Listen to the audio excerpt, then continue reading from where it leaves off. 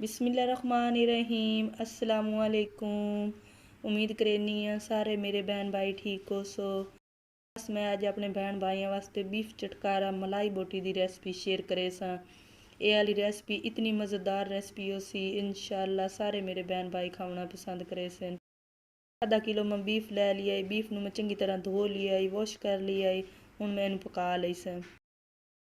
नाल दे नाल प्याज शामिल कर लई सा, लहसुन अदरक दा पेस्ट, आधी चम्मच नमक शामिल कर लई सा, हल्का जिहा मिक्स कर लई सा। इस वीडियो नू पूरा वेख्या है, पूरा वेखण नाल ही पता चलदा है इस बाजी ने वीडियो किवें बनाई है ते किहड़े तरीके नाल तैयार कीती है पई। ते मेरी वीडियो नू लाइक जरूर कर दिता करो, थोड़ा छोटा जिहा लाइक ही साड़ी जिंदगी तब्दील कर सकदा है भी है। बीफ नू मैं इत्थे चंगी तरह भुन लिया ते हुण मैं इहदे विच पानी शामिल कर लई सा बोटियां नू गालण वास्ते, बीफ नू पकाउण वास्ते। ढक्कन ला के मैं 35 तो 40 मिनट बीफ नू पकाई सा इत्थे। अलहमदुलिल्लाह माशाअल्लाह बीफ नू 35 तो 40 मिनट पकाउण तो बाद इत्थे बीफ बिल्कुल गल गया है पी है। तो मैं उम्मीद करे सा अज वाली रेसिपी सारे मेरे बहन भाइयों नू पसंद आमसी।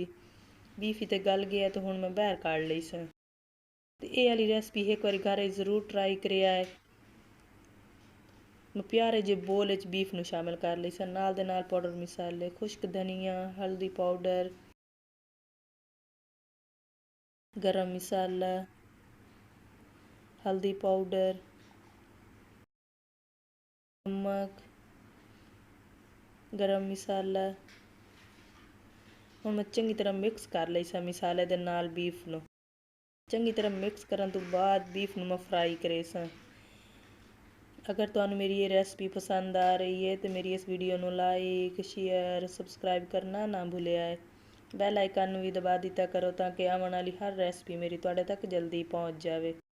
बीफ नू मज़ेदार बनाउण वास्ते, बीफ चटकारा बोटी नू मज़ेदार बनाउण वास्ते इहदे विच मैं 2 चम्मच कॉर्नफ्लावर शामिल कर लई सा। दोबारा तो चंगी तरह मिक्स कर लई सा। अलहमदुलिल्लाह माशाअल्लाह इत्थे मसालियां दे नाल ते कॉर्नफ्लावर दे नाल बीफ नू चंगी तरह मिक्स कर लिया तो हुण मैं इन्हां नू फ्राई करना शुरू करे सा। घी गर्म होया खला तो एक एक करके मैं घी शामिल कर लई सा। बिस्मिल्लाहिर्रहमानिर्रहीम। इन्हां नू उलट पलट के 2 तो 3 मिनट फ्राई करे सा, ज़्यादा नहीं फ्राई कर लवना। बीफ पक्को आई भी है, इन्हां नू कलर देवना सिर्फ।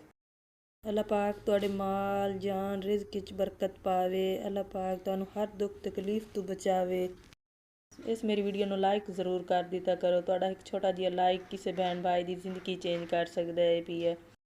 तुस साडी वीडियो वेंदे हो, सानू सपोर्ट हो वेंदी है, सानू उम्मीद हो वेंदी कि साडे बहन भाई साडी वीडियो वेख रहे हैं, सानू सपोर्ट कर रहे हैं।